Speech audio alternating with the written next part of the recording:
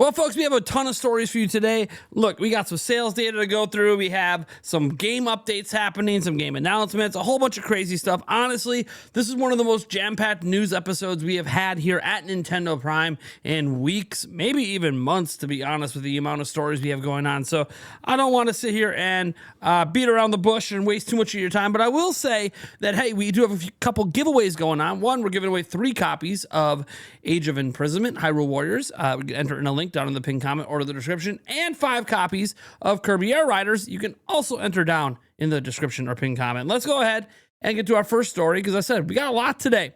Our first one deals with Famitsu sales update. Ghost of Yotei, however you pronounce it, actually is the #1 game this week. This is at 121,196. It's notable because, first off, I believe it is the fastest selling or best debut game for PlayStation 5 to date. I could be wrong on that. Someone might want to double check, but based on my preliminary research, I believe that is the fastest selling. But what's notable is it did beat out Super Mario Galaxy plus Super Mario Galaxy 2 at 48,265. Now, notably, it's only physical sales, but beyond all of that, this is actually the worst debut of a 3D Mario game in Japanese tracked history, including like re-releases and stuff like that, like Bowser's Fury, 3D World, better debut. 3D World on its own on Wii U, yeah, better debut. So kind of interesting that this didn't debut as well. I have a few fleeting thoughts about why it didn't actually sell that well. I'll touch on that in a moment. But first off, we see that wasn't the only new games this week. Obviously, we have Final Fantasy Tactics, the Ivalice Chronicles. We're talking about last week, of course. At number 3, we see Mario Kart World at number 4. We see at 36,000, we see Final Fantasy Tactics for PS5 at 24,000. At number 6, we see Digimon Story Time Stranger by Bandai Namco for PS5. Then we see Final Fantasy Tactics for Switch 2 chiming in at 7. So Final Fantasy Tactics owning 3 of the top 10 spots. Silent Hill F on PS5 holding strong at number 8 with 9,000 units moved. Then we see Donkey Kong Bonanza for Switch 2 number 9, still a top 10 seller. Nice to see that still in the top 10. And then the forever evergreen Minecraft at number 10 for Nintendo Switch. What's interesting too is the hardware sales. So Switch 2 is still number 1, holding steady. It sold around 44,000 last week. It's selling 44,000 again this week. So very steady sales there. PlayStation 5 actually saw a bump, about twice as many PlayStation 5 sold this week as last week. Again, having that major PlayStation game come out was probably the big driver there. Then we see the Switch OLED model and the Switch Lite still selling really, really well. And then we see the PlayStation 5 Digital, the PlayStation 5 Pro, and then the original base Switch, which, of course, you know, a lot of people don't really buy that. You're typically going to buy the cheapest version of it, or you're going to buy the nicest version of the Switch. That one in the middle has been kind of lost in the sales charts for a while at this point. Then you see the Xbox Series X Digital Edition, the Xbox Series X, the Series S, and then, yes, even the PlayStation 4. They still make them. They still sell them. They don't make a lot of them, but they don't need to because demand is not very high. Now, obviously, the big thing here is that Super Mario Galaxy 1 and 2 did not sell very well. And I have some thoughts and theories on this. And my base thought is this. Of course it didn't. It's not the price point that really was the problem.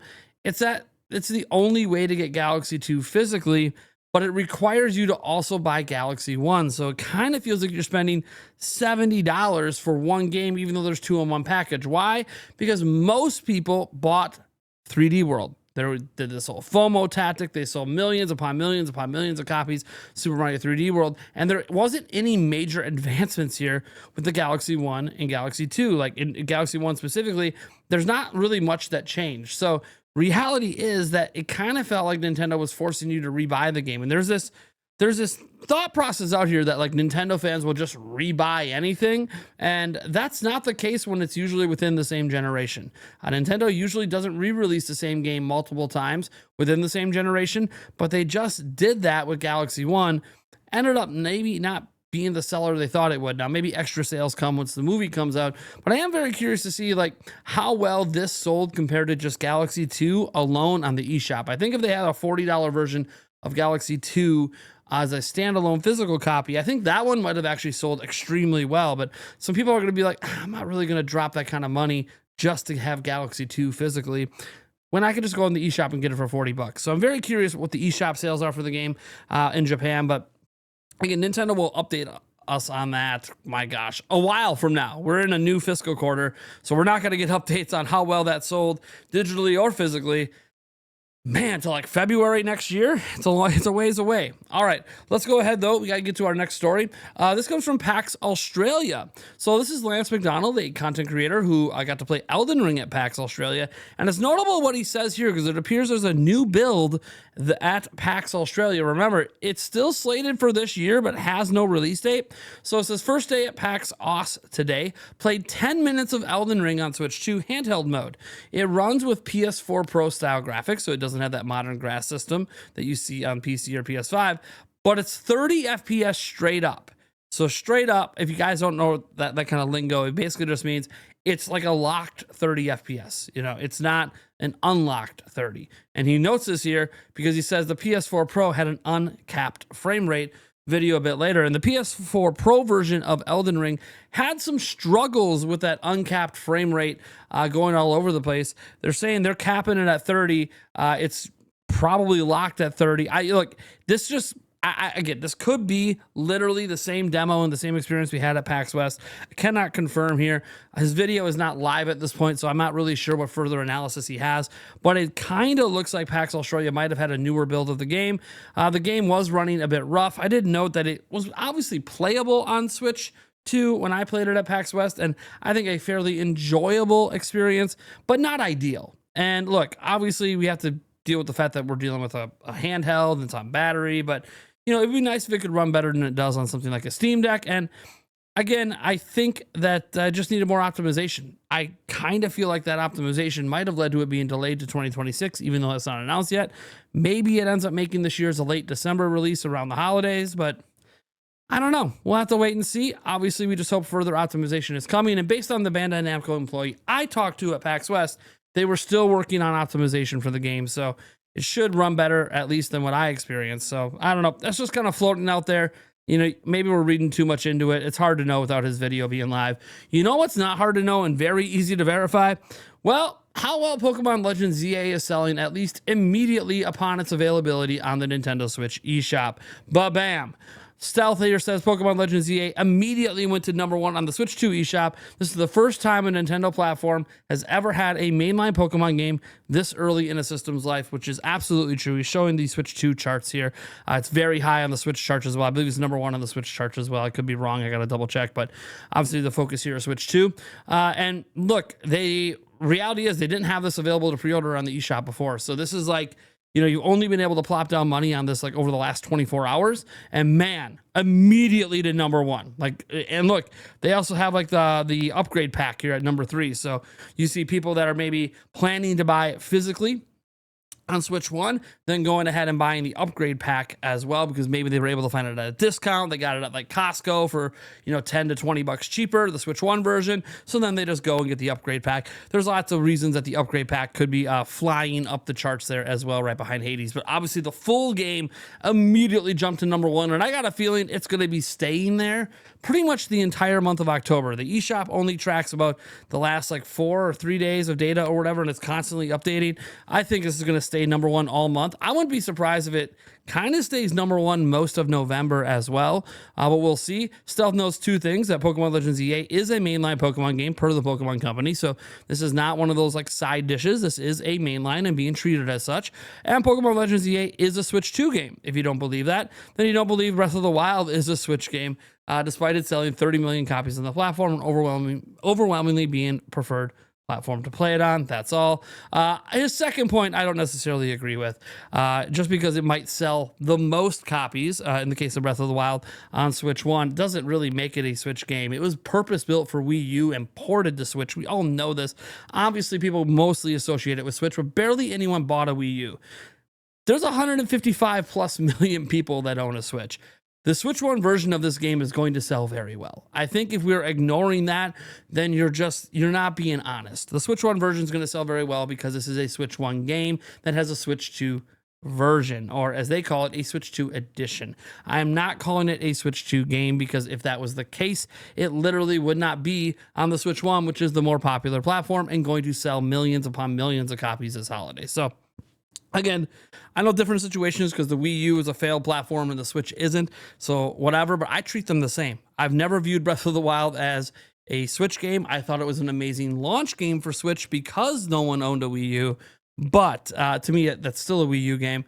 I've been very consistent about this whole time. When people ask me what my favorite, Switch game is, I always disqualify Breath of the Wild because you didn't need to buy a Switch to play it. Same here with Legend ZA.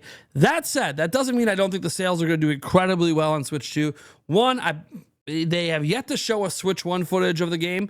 I'm guessing it's because it runs a little rough. Two, it's clean 60 FPS. 1440p to 4K visuals on Switch 2. I think it's a no-brainer that the Switch 2 version is the superior, best version of the game. So, yeah, that alone could drive some sales. There's going to be bundles as well. So, look, I expect Legend ZA to sell gangbusters this holiday season, to be one of the best-selling games for any platform anywhere this holiday. So, yeah, Legend ZA, it's off to a really hot start on the eShop and probably going to continue.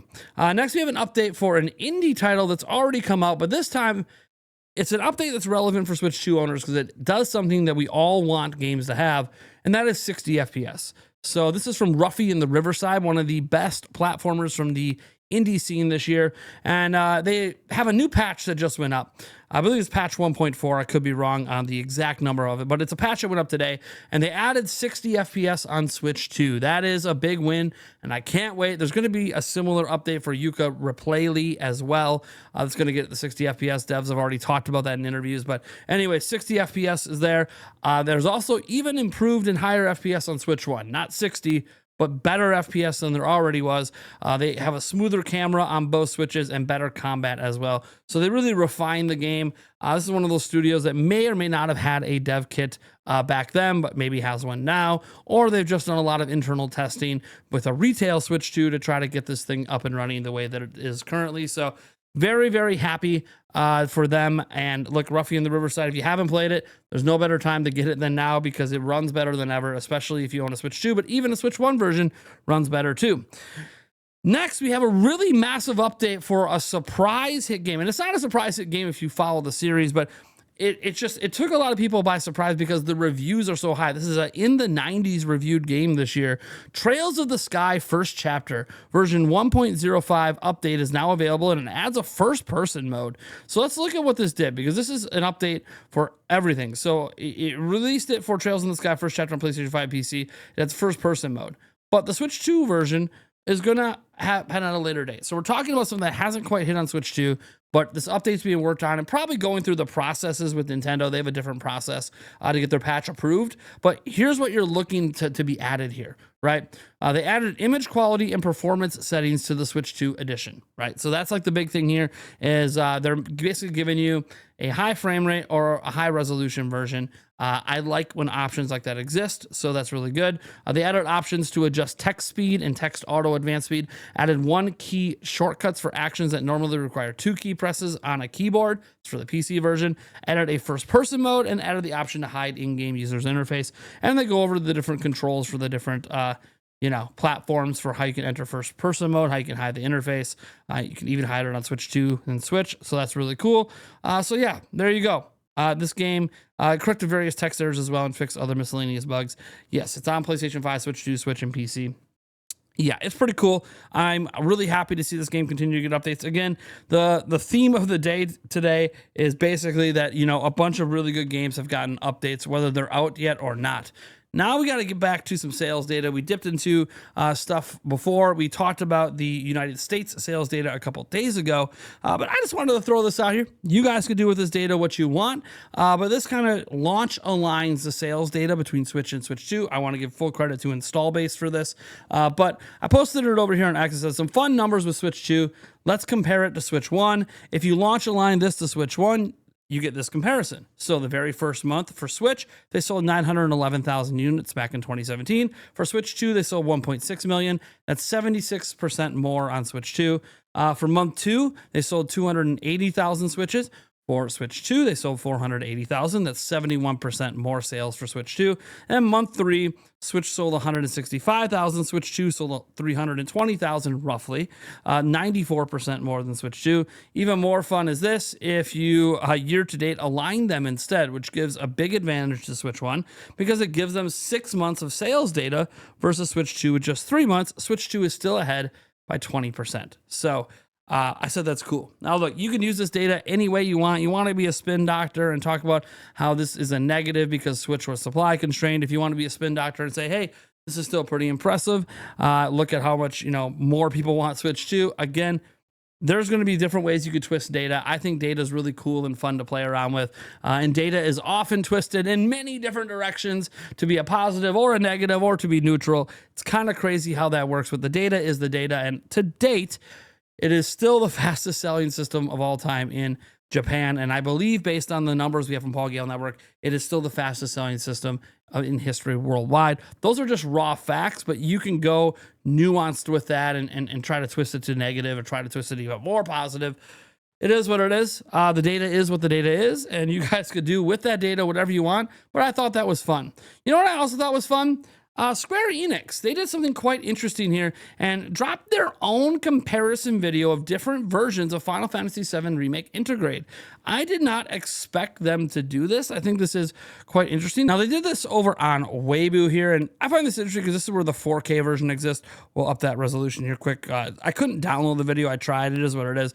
And obviously, you can see that it compares quite well. I think that was the whole idea of dropping this comparison, was to ease anyone's minds that the Switch 2 version is like this gimped version of the game, or you're going to feel like less of a gamer if you buy this version. I feel like they were just trying to prove a point that the Switch 2 version is really well. I don't think this is like them trying to re-advertise the other versions of the game. I think it's just, hey, look, the Switch 2 version is pretty much on par with the Series X, PS5, and PC version in general. Obviously, frame rate's going to be different. That's something that you will notice if you pay really close attention to the footage, is that the frame rate is obviously capped at 30 on Switch 2. But I mean, look, no matter what platform you play this game on, it's an incredible experience. If you haven't played it and you have a PS5 or PC, I encourage you, go buy this damn thing. If you have a Switch 2 or an Xbox, hey, when it comes out there, go ahead and buy it. I'm really thrilled to see how good the game looks. And again, we'll put a link if you want to go look at this footage yourself without YouTube compression on top of the compression of Weibo. I totally understand. Now, a new game that's coming out very soon, well, I say new, it's another remake, is Dragon Quest 1 and 2 HD 2D, and there's a new update for today. So, new details revealed for Dragon Quest, more than a remake. So, here are the quotes here. And it says, numerous scenarios that connect the overall Erdrick trilogy have been added. Confront the darkness by borrowing the powers of Rubus. So Dragon Quest 1 and 2 HD 2D Remake features numerous added scenarios that deepen the connection within the Erdrick trilogy. In Dragon Quest 1, to save the world shrouded in darkness, you'll seek the aid of Rubus, who also appears in Dragon Quest 3. Visit the fairies, said to have had a deep connection with Rubus, and aim to summon her.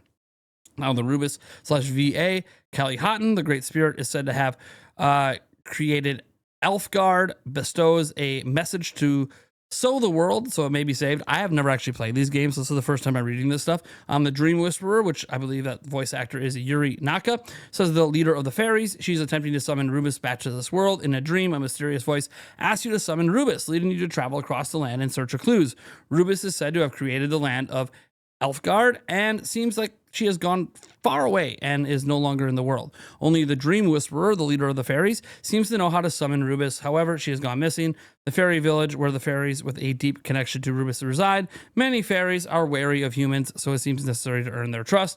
Many new encounters await, allowing you to enjoy the story of Dragon Quest 1 even more deeply. Encounters with people not featured in the original title and new events have been added, further deepening the story of Dragon Quest 1. Solve various mysteries while listening to the tales of those you encounter on your adventure. The protagonist encounters tentacles, or whatever it is, soldiers during the journey. Again, I've never played this game. It seems like some kind of trouble is brewing. To help those suffering from illness, you may be able to visit the mage who studies keys. Beyond the rugged path lies a cave inhabited by dwarves. The dwarves seem quite confident in their strength. There's new dungeons, by the way, and formidable foes have been added for a more dynamic adventure. So the new dungeons and formidable foes await, bringing many changes to Elfgard, where the protagonist journeys. Explore every corner of the fields and dungeons in search of unseen worlds. Multiple new dungeons have appeared. What exactly awaits at the end of these dungeons? By investigating the sparkly spot, you'll discover items imbued with the power of nature. What happens when you gather these special ingredients scattered across the world? Monsters have appeared in towns around the world, and among them are some formidable foes. Use your innate courage to rescue the people struggling from these monsters. And yes, this game is going to be coming out on October 30th. It's kind of like a Halloween release the day before for Switch 2, PlayStation 5, Xbox Series X and S, Nintendo Switch, and PC. And they have some new art here as well. We'll just kind of quickly go through looking at some of the fairies and some screenshots from the game. Obviously looking really, really good here, really clean. I'm really excited because I have Dragon Quest III 2D HD already purchased. I haven't played it yet. It is the prequel to these games, so I want to play that first before I dive in. I've actually never played Dragon Quest. So Dragon Quest 3 and then Dragon Quest 1 and 2 HD 2D will be my first experiences ever with Dragon Quest. And then based on what they're doing with 7 Reimagined, that might be what I play next after I complete these 3 games. Thankfully, they're not like the longest games, especially compared to RPGs today. But one thing I like that they are doing is they're adding a ton of new content to Dragon Quest 1 and 2 2D HD Remake. And I think that is great for new players and veterans alike who maybe want to replay the adventure if they haven't done so in many, many years. Remember, these games date all the way back to the 90s and all that. So very excited for that. Awesome that we're getting updates. And you know what? We're not done with updates because you guys remember that NSO Playtest program? Well, I got to participate in the second round and got a little frustrated with my experience due to a bug I encountered that I had to report to Nintendo, and it never got fixed. And so I got stuck and didn't get to play most of the experience. Nintendo dropped a new patent around the program. This patent doesn't really tell you anything other than stuff that you maybe have seen in images and footage. Again, I know Nintendo's blocking all the images and footage, so I can't show any of it. So I guess these images are the best you're going to get. But there's nothing really here we didn't know about. But Nintendo President Shintaro Furukawa previously confirmed the playtest program was conducted to test a new feature for the Switch Online service. And we don't know what that feature is. And the game seems pretty complete. But these are just like the general images. Again, none of this is like anything we weren't aware of. But it's just nice to see that Nintendo's still dropping patents for it, because it means whatever the hell they're working on is still to come, even though we don't know what it is. Now, one thing I've talked about for a long time is people like me, people like the people on our podcast, not Eric. Eric actually might fall more into this category that we're about to discuss, but me, Thunderstash Gaming, Gamebird Classic, and probably many of you guys watching my channel, people who go out of their way to watch news videos about Nintendo, are probably not the average consumer. Many of us purchase more than 2 games a year. We purchase many games a year. However, that's not how most gamers do things. And a new survey kind of shows this. So, over at Video Game Chronicles, more than 60% of US game players only buy 2 games or fewer per year, a survey finds. Only 4% buy more than 1 game a month, Circana data says. So this comes from Matt Piscatella. Hyper enthusiast, price insensitive players are really keeping things going, especially in the non-free-to-play gaming space. According to Circana's Q3 2025 Future of Games, only 4% of US video game players buy a new game more often than once per month, with a third of players not buying any games at all.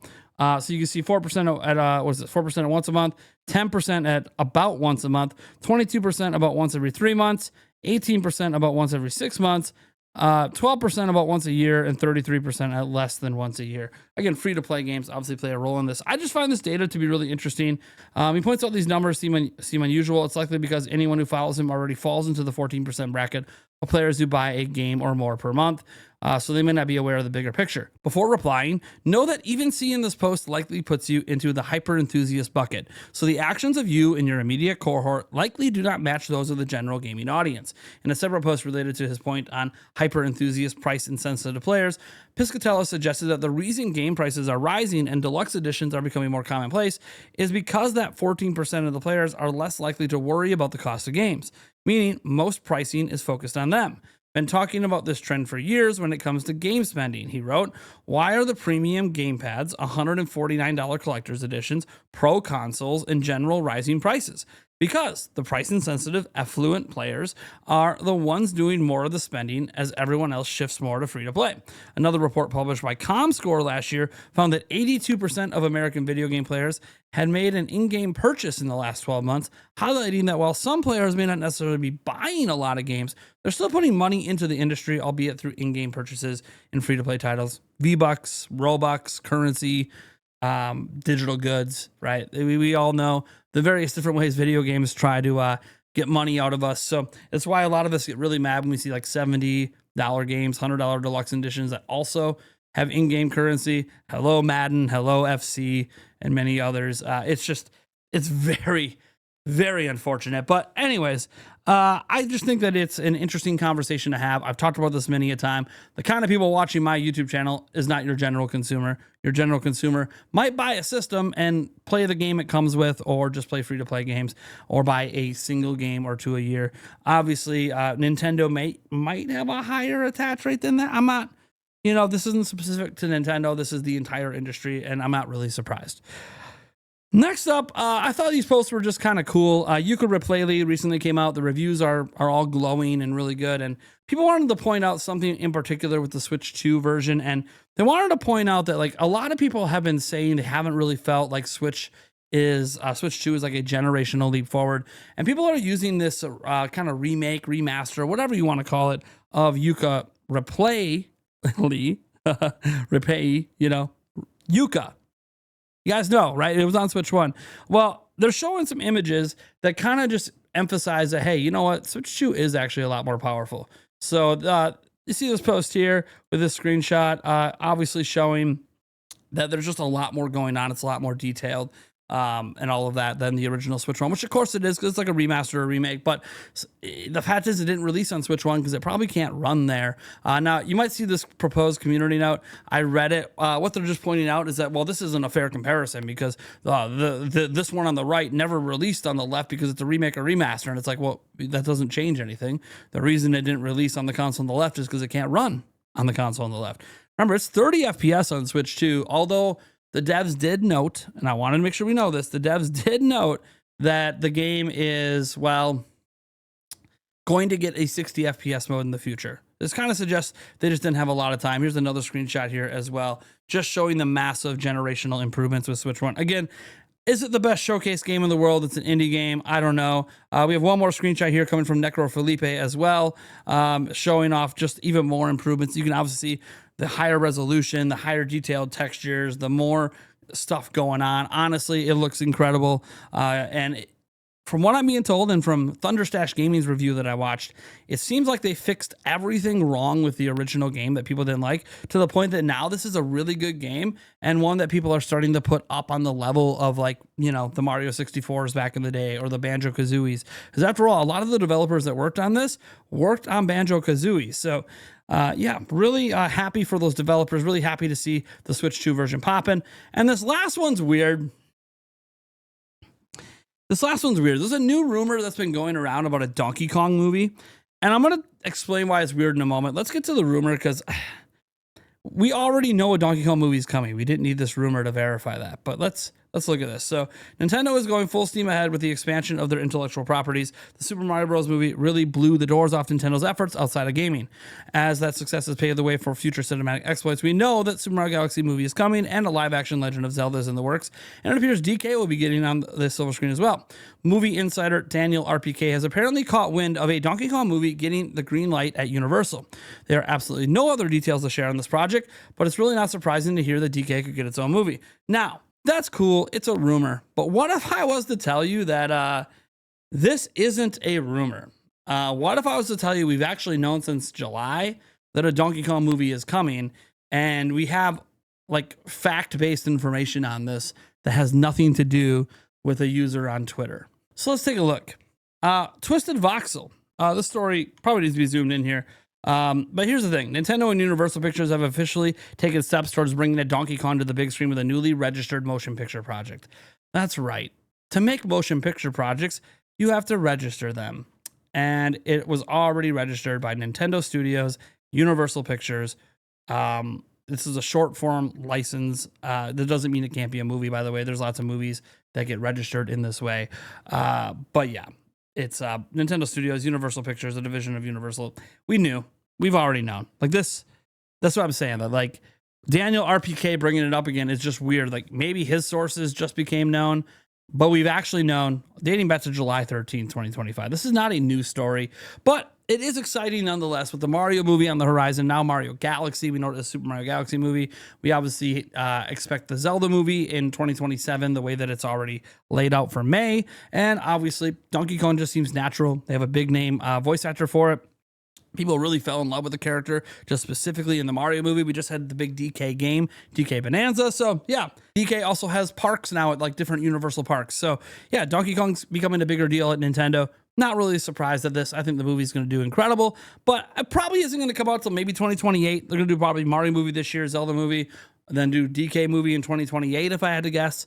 Obviously, it's literally nothing but a guess, but I guess we'll have to wait and see. Anyways, folks, that's it. I told you it was a beefy one. We had so much news to go over, so much great news. I'm going to be honest. Look, there's just so much amazing news packed into this that, look, some people always yell at my titles and talk about how, you're just clickbaiting. There was no big news. There was no exciting news or dude. There was so much big, exciting, crazy news in here that I'm excited for that I don't even know if I got to get it through the screen because I was so focused on like going from story to story and keeping the facts straight and trying to get the information to you that I didn't even get to like react and like give you my general excitement. Dude, these patches for some of these games are so amazing. The brand new content in Dragon Quest 1 and 2, are you kidding me? How incredible is that? Obviously, the sales data looking good. Possibly Elden Ring playing even better on Switch 2. That is just, that's great stuff. The Universal Pictures, the even the stuff about Yuka Replay and it like showcasing that the Switch 2 is significantly more powerful than the OG Switch. All this stuff is just, positive news. It's nothing but straight up positive news day outside of the Galaxy 1 and 2 sales in Japan. And I know, like, what can you do? Not everything can always be positive, but hey, we cover the good and the bad. That's on Nintendo to sort out what the hell they're doing, not me. So thank you guys for tuning in. I am Nathaniel RoboJets from Nintendo Prime. Of course, I'll see you guys on tonight's live stream where I answer your questions. And yeah, that's it. Peace out.